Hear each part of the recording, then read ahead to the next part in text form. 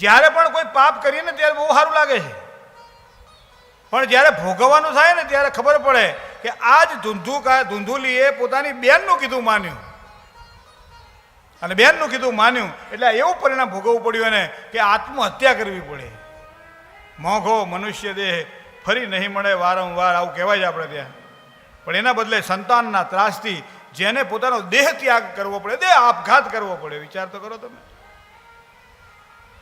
આ શીખવાનું છે. કોકના અણહકનું લઈ લ્યો, કોકને છેતરીને લઈ લ્યો, કોઈને તમે છેતરો ને એના પતિને કે આ સંતાન આપણું છે.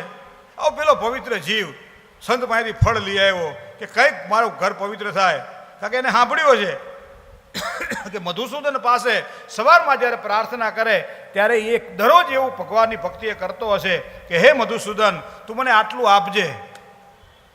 અને એમાં એને લોકો પુત્રેશુ પિંડદાન, એના પુત્રના હાથે મારું પિંડદાન થાય. દરેક મા બાપની એવી ઈચ્છા હોય કે સંતાનો અમારું પિંડદાન કરે. તો હું તો ડોંગરેજી મારા તો એમ કહેતા કે તમે તમારા હાથે તમારું પિંડદાન કરી લ્યો ને, સંતાનોની ક્યાં રાહ જુઓ તમે?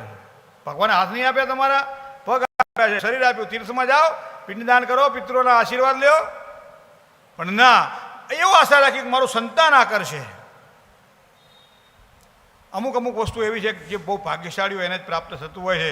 એમાં એક વસ્તુ છે માતાના હાથે ભોજન લેવું, એના જેવું જીવનમાં મોટું કોઈ ભાગ્ય નથી.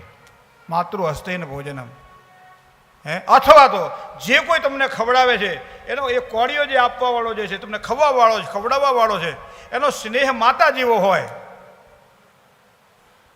તો એવો કોળીઓ તમારા માટે અમૃતમય અને મીઠો બની જાય. બરાબર? તો અહીંયા આ સાંભળ્યો છે એટલે સંતાન માટે અપેક્ષા રાખી, સંતાન માટે અપેક્ષા રાખી એટલે પત્નીએ કીધું સાંભળ્યું, કદાચ આવ્યું તો સંતાન સારું થાત. કાકા તો ગોકર્ણનું તો આપણે દ્રષ્ટાંત જોયું કે ભક્તિમય જીવન જીવે છે અને તીર્થોની યાત્રા કરે છે નાની ઉંમરે, અને અહીંયા હાવ કર્મ એવું ખરાબ કરી નાખ્યું છે અને આખા ઘરને ખેદાન મેદાન કરી નાખ્યું. બાપાએ આપેલા સંસ્કાર અને સંસ્કૃતિનો તો દાટ વાળ્યો, પણ જે ખોડિયામાં એનો જન્મ થયો છે એ ખોડિયાને પણ એને અભળાયો. એટલું જ નહીં, જે માતાએ એને સાચવ્યો, જે માતાએ એને ઉછેર્યો, જે માતાએ એને પોતાનો ગણ્યો, બહેનનો છોકરો હતો એને ખબર છે, પણ છતાંય પોતાના સંતાન તરીકે એને ઉછેર્યો, અને છતાં છોકરું જેમ જેમ જેમ જેમ જેમ મોટું થાય એ માતાને જ વધારે તકલીફ આપવા માંડ્યો, માતાને પીડા આપવા માંડ્યો, અને એ કેવું સહન નહીં થયું હોય જેના કારણે માયા પગલું ભરવું પડ્યું છે.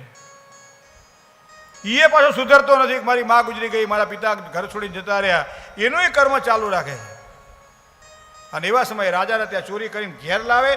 એની પત્ની તો નહોતી, પત્ની પાછું કંઈક થોડું વિચારે, પણ એને એવું વિચાર્યું પેલી વેશ્યા હોય કે રાજાના ત્યાંથી કોઈ પકડાશે, સિપાહીઓ આવશે, પકડી જશે આને, તો ભેગું અમારું નામ આવશે, તો અમારે જેલ સહન કરવી પડશે. આવું કરવું શું?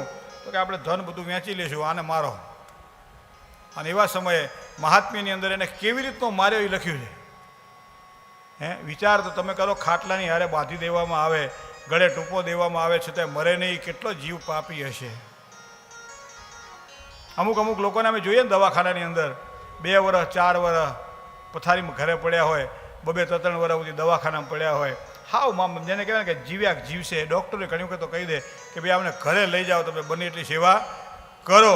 ત્યારે એ ચિત્રપટ ઉપર જેમ તમને પિક્ચર દેખાય એમ એના કર્મો એને એવું કહે છે ગરુડ પુરાણની અંદર કે એના કર્મો એને દેખાય બધાએ.